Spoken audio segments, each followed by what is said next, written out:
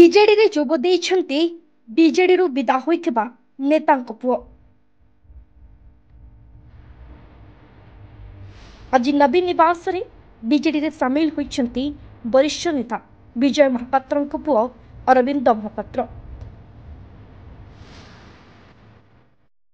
ଗୋଟିଏ ସମୟରେ ବିଜୟ ମହାପାତ୍ର ବିଜୁ ପଟ୍ଟନାୟକଙ୍କ ଖୁବ୍ ନିକଟତର ନେତା ଥିଲେ।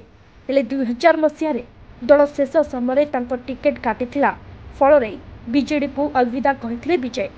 2000 ପରଠାରୁ ଆଜି ପର୍ଯ୍ୟନ୍ତ ବିଧାନସଭା ମାଟି ମାଡ଼ି ନାହାନ୍ତି ବିଜୟ ମହାପାତ୍ର। ଠିକ୍ ସେହିପରି କିଛି ଦିନ ପୂର୍ବରୁ ବରିଷ୍ଠ ନେତା ନଳିନୀ ମହାନ୍ତିଙ୍କ ପୁଅ ମଧ୍ୟ ବିଜେଡିରେ ସାମିଲ ହୋଇଥିଲେ। ବିଜୟ ଓ ନଳିନୀ ବିଜେଡିର ପ୍ରତିଷ୍ଠାତା ସଦସ୍ୟ ହୋଇଥିଲେ ମଧ୍ୟ ଦଳ ତାଙ୍କୁ ବାହାରର ରାସ୍ତା ଦେଖାଇଥିଲା। ଯେଉଁମାନେ ଦିନେ ବିଜେଡିରୁ ତଡ଼ା ଖାଇଥିଲେ ଆଜି ସେମାନଙ୍କ ପୁଅ ପୁଣି ସେହି ଦଳରେ ସାମିଲ ହେଉଛନ୍ତି। आज मु विजु जनता दल में जोग देली अनेक वर्ष है 2019 मसीहा परठू पाटकुरा बुली आसुची पाटकुरार स्थिति देखी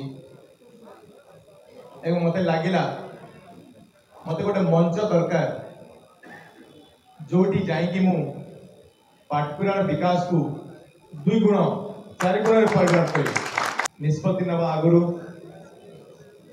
पाटकुरावासी मान सहित कथबार्ता हेली परामर्श लोड़ली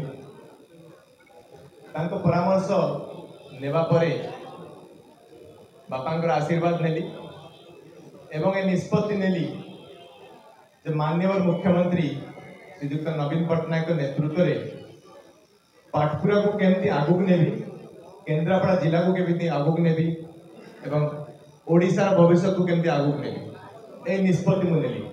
समय बदली एवं निर्वाचन समय पाखई आसुथिबा बेले दल डिया पर्व खूब जोरे चली आहारी भितरे अनेक बड़ बड़ नेता दल परिवर्तन मध्य करिसेंती।